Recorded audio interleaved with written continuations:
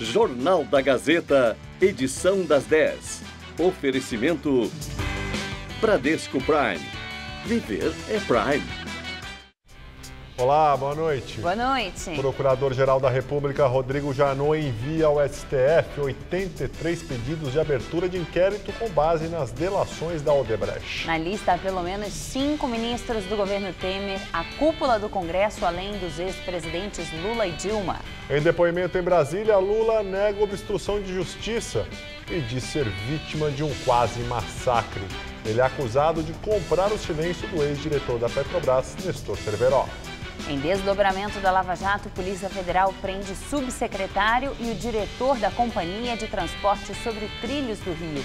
Eles são suspeitos de fraudes em contratos da linha 4 do metrô Carioca. Dia de greve e protesto contra a reforma da Previdência. A Justiça proíbe, mas amanhã estão previstas paralisações de ônibus e metrô em São Paulo. Você acompanha essas e outras notícias logo depois do intervalo. Até já.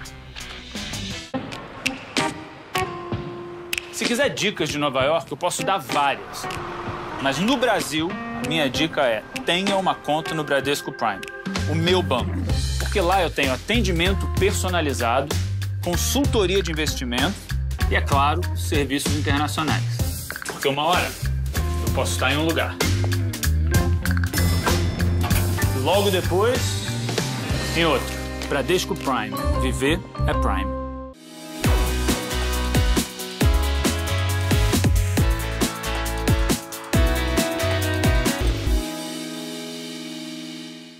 Eu acho que o curso de jornalismo da Casper certamente me ajudou muito na profissão. Principalmente no início da carreira, o jornalista encontra situações completamente diferentes. Um dia ele cobre o governo do estado, no dia seguinte ele cobre polícia, no outro dia ele cobre um movimento social. Esse caráter generalista do conhecimento do jornalista é muito importante. Então a formação dele tem que acompanhar esse trabalho, senão fica uma coisa técnica e fria demais. Eu escolhi a Casper porque era a escola que me daria a formação profissional de maneira mais objetiva, por ser uma faculdade que me dava instrumentos práticos para exercer a profissão. Por isso eu sou Casper. Somos todos Casper. Você me assiste pela TV digital? O sinal analógico vai ser desligado muito em breve. Então fique por dentro dessas mudanças no Todo Seu de hoje. Lembra do analógico? Lembro. Colocava aquela famosa palha de aço. É, palha de aço. Isso faz parte do passado, hein? A gastronomia do dia fica por conta da atriz Sara Sarris. Ah, e o cantor e compositor que eu amo, Renato Teixeira, vem encher a nossa noite com música de primeira qualidade. Sou caipira, pirapora, Nossa Senhora de Aparecida. Confere comigo, tô te esperando. Todo seu, hoje, 10h30 da noite. Na minha vida.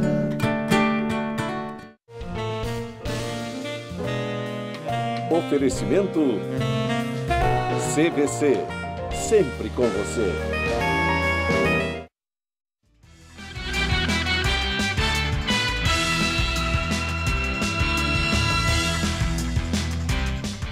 Os sindicatos de trabalhadores do metrô e de motoristas de ônibus de São Paulo decidiram paralisar as atividades durante o dia de amanhã. A greve é por melhores salários e contra a reforma da Previdência sugerida pelo governo de Michel Temer. As greves desta quarta-feira estão sendo chamadas pelos trabalhadores de Dia Nacional de Luta. Várias categorias vão cruzar os braços, professores, metalúrgicos e também bancários.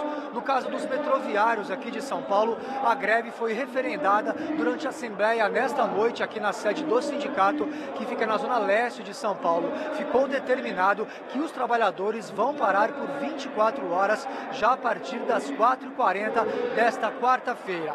Todas as linhas do metrô devem parar, a exceção deve ser a linha 4 amarela, porque ela é administrada em parceria com a iniciativa privada. Bem, durante a tarde, o governador Geraldo Alckmin comentou a paralisação. Não tem razão você paralisar um sistema de metrô que transporta 5 milhões de passageiros viagem dia, porque quer mudar a reforma da Previdência. Pode fazê-lo, mas não dessa forma. Então nós já entramos com pedido de liminar na Justiça e seremos duríssimos no sentido de cumprimento da decisão judicial. No caso dos ônibus municipais, a greve deve começar à meia-noite e durar até às 8 horas da manhã. Durante este período, os veículos devem ficar na garagem e o passageiro vai ter que buscar alternativas para se locomover pela cidade. O rodízio municipal e também a Zona Azul serão suspensos nesta quarta-feira. O prefeito de São Paulo, João Dória, do PSDB, também comentou a greve durante a tarde. Não faz sentido uma greve paralisar a cidade, ainda que tenha por objetivo protestar contra o tema da Previdência. Você pode fazer esse protesto sem paralisar a cidade, prejudicando os serviços públicos e prejudicando a população. Nós precisamos começar a mudar um pouco esse sentimento de que para protestar é preciso prejudicar. Obviamente, se tiver algumas pessoas que solidariamente deixarem de trabalhar, primeiro não vão receber o salário. Se faltar, vai ter a dedução do salário. O metrô conseguiu liminar no Tribunal Regional do Trabalho, que obriga o Sindicato dos Funcionários a manter os serviços no horário de pico. De acordo com a Justiça, o metrô deve funcionar com 100% da frota entre 6 e 9 da manhã e 4 da tarde e 7 da noite, sob pena de multa de R$100 mil por dia. No caso dos ônibus, a Prefeitura obteve 2 liminares que obrigam a categoria a manter 100% da frota durante todo o dia.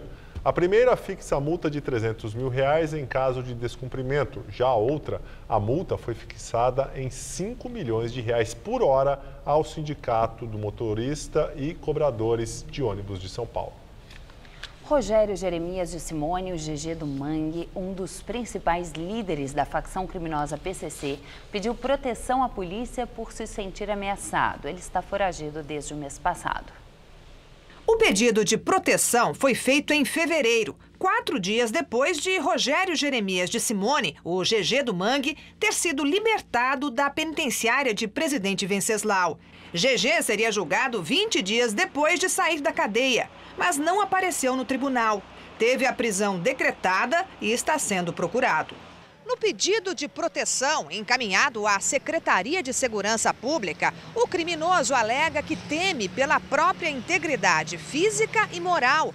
Diz que tem medo de ser vítima de policiais, num hipotético confronto forjado. O advogado dele, Isaac de Araújo, pede ainda a proteção do Estado para a mulher, os filhos, a irmã do foragido e também para ele, já que motos e carros suspeitos estariam rondando o escritório. O pedido foi negado. Pela lei, o advogado e a família de GG do Mangue não se enquadram no programa de proteção à testemunha, destinado a quem colabora com uma investigação ou com um processo criminal.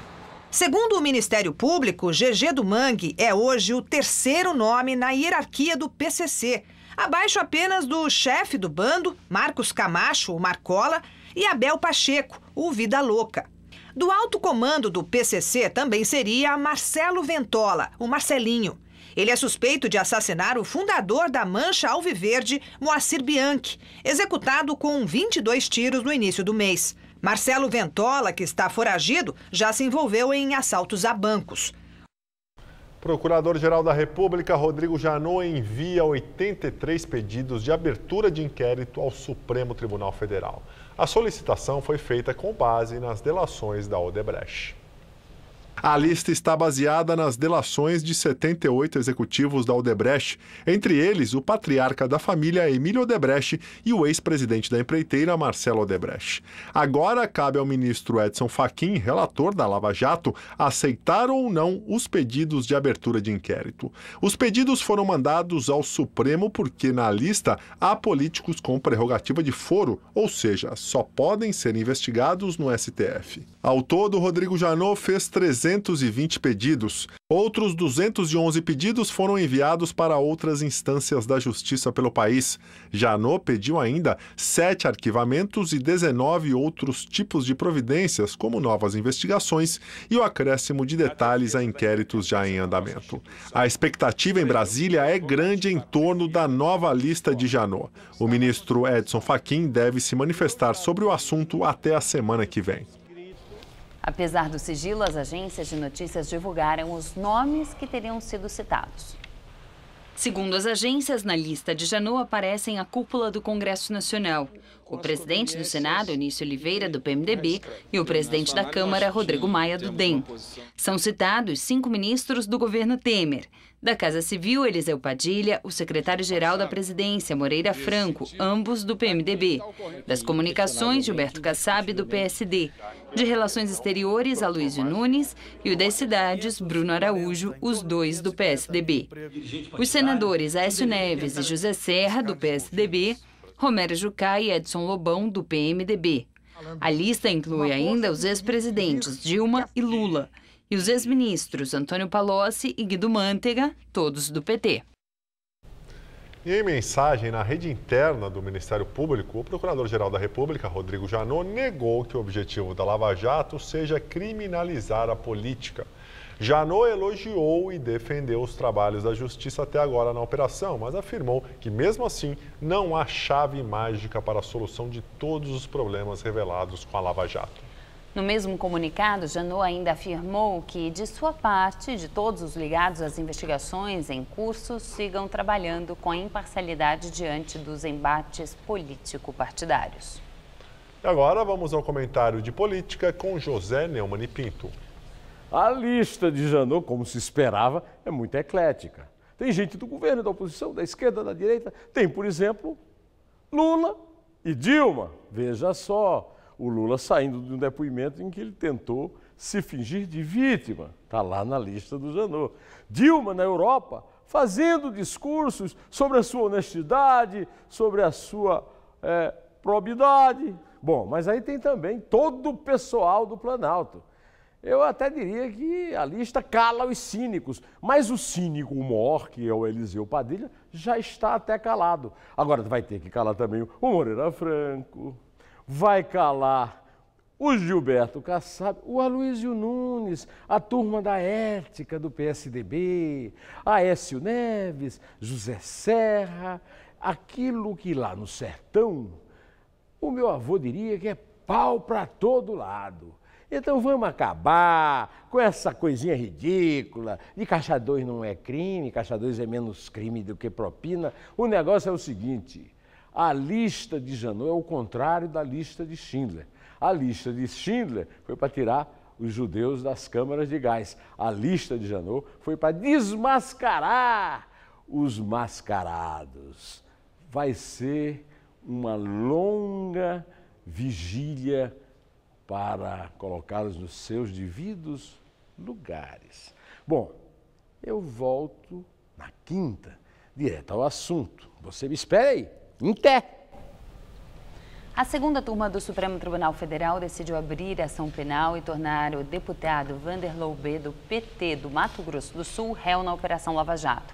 Os ministros viram indícios de que Loubet cometeu os crimes de organização criminosa, lavagem de dinheiro e corrupção passiva por envolvimento em desvios na BR Distribuidora, empresa subsidiária da Petrobras. Segundo denúncia, o grupo do deputado recebeu cerca de R$1 milhão entre 2012 e 2014 em troca de apoio político a dirigentes da estatal que fossem coniventes com o esquema de corrupção.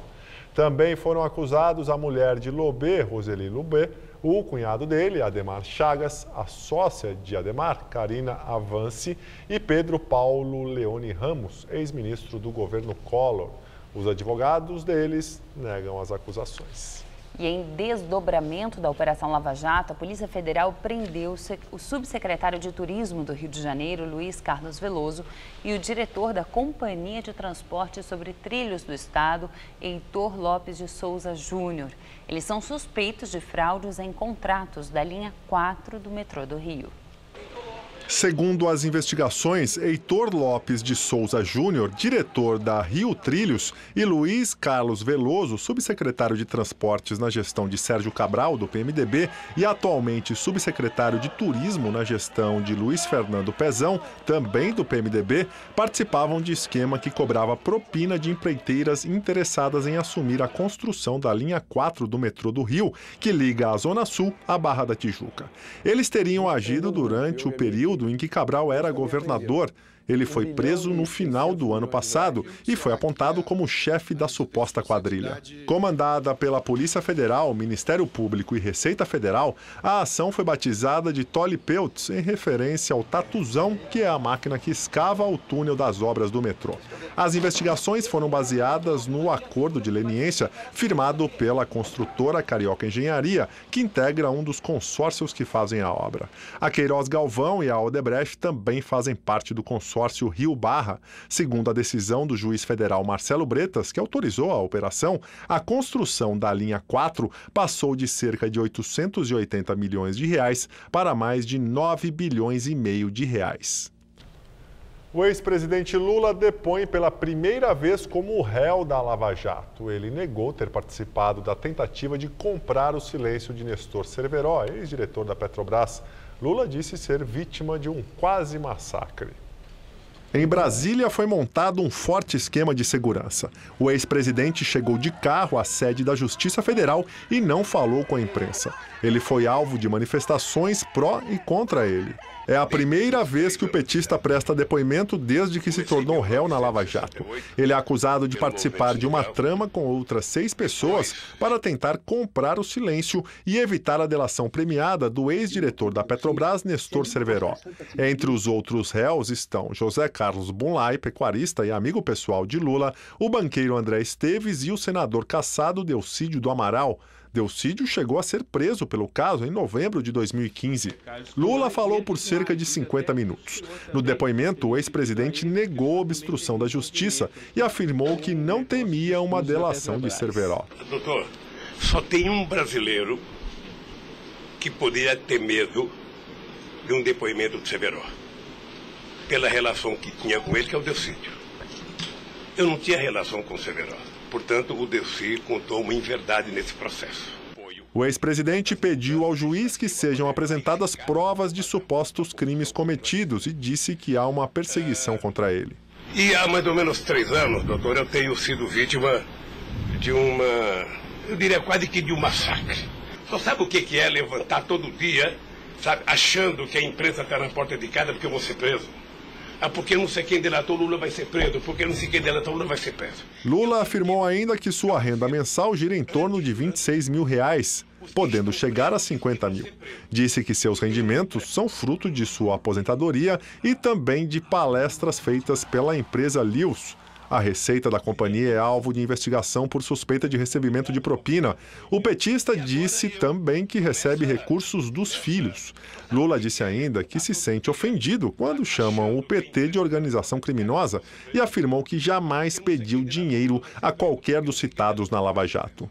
Eu tenho dito, eu duvido, antes, durante e depois, os que estão presos e os que vão ser presos, que tenham um empresário ou um político que tenha coragem de dizer que um dia me deu R$10, ou que tenha coragem de dizer que um dia o Lula pediu 5 centavos para ele.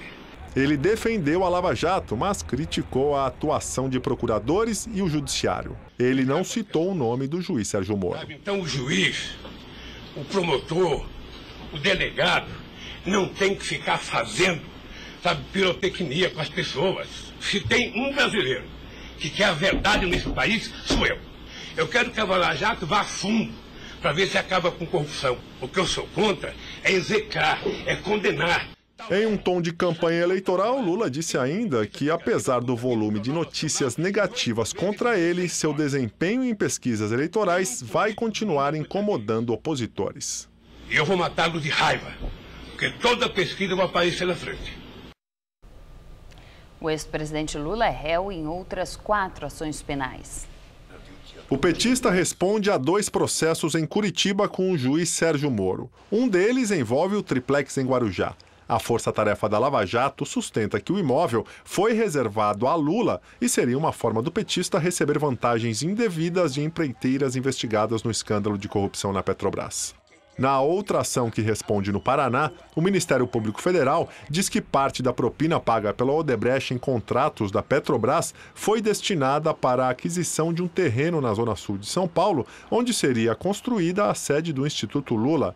Para a Lava Jato, o dinheiro também foi usado para comprar um apartamento vizinho à cobertura onde mora o ex-presidente, em São Bernardo do Campo, que é alugado pela família de Lula. Em Brasília, o petista responde outras 2 ações penais. Em uma delas, ele é acusado de usar sua influência junto ao BNDES e a outros órgãos sediados em Brasília para favorecer a empreiteira Odebrecht em contratos e obras de engenharia em Angola. Em contrapartida, a Odebrecht teria repassado cerca de 30 milhões de reais à empresa do sobrinho do ex-presidente, Taiguara Rodrigues. A outra ação que responde em Brasília é dentro da Operação Zelotes, na qual também é réu seu filho mais novo, Luiz Cláudio. Lula e o filho são acusados de participar de um esquema de tráfico de influência, lavagem de dinheiro e organização criminosa, envolvendo a compra de 36 caças Gripen da sueca Saab pelo governo brasileiro, e na aprovação no Congresso de uma medida provisória que envolveu incentivos fiscais a montadoras de veículos. E agora o comentário de Josias de Souza, direto de Brasília. No mesmo dia em que a Procuradoria-Geral da República pediu a abertura de mais de 80 novos inquéritos da Lava Jato no Supremo Tribunal Federal, Lula fez pose de vítima no seu primeiro depoimento como réu na Justiça Federal de Brasília.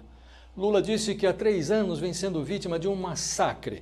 As manchetes o perseguem.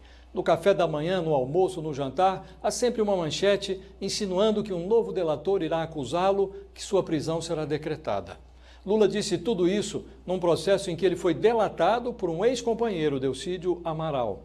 Esse ex-companheiro acusou Lula de tentar comprar o silêncio de outro delator da Lava Jato, o ex-diretor da Petrobras, Nestor Cerveró, nomeado no governo Lula. O cotidiano de Lula é uma sucessão de poses. Ele faz pose de vítima no café da manhã, no almoço e no jantar. Mas a verdadeira vítima de todo esse descalabro que o país assiste é o brasileiro em dia com os seus impostos.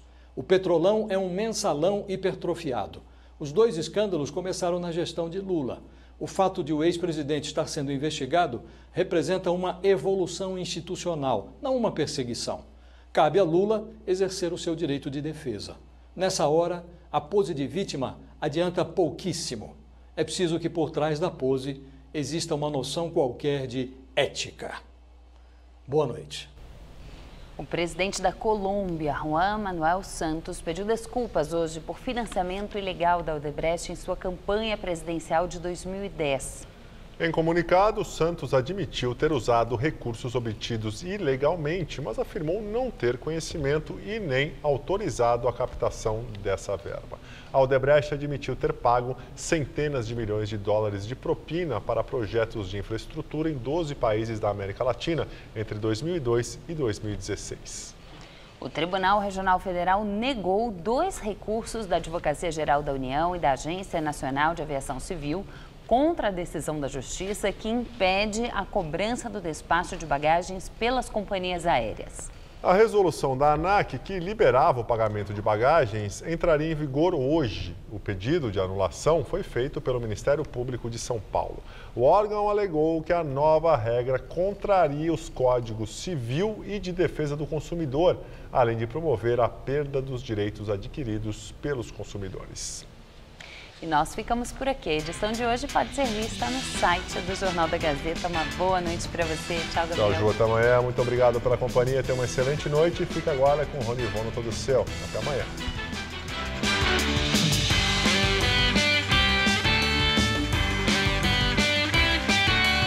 Matérias especiais e comentários do universo esportivo você confere no Gazeta Esportiva. Nesta quarta, 6 da tarde. Assista agora Todo Seu.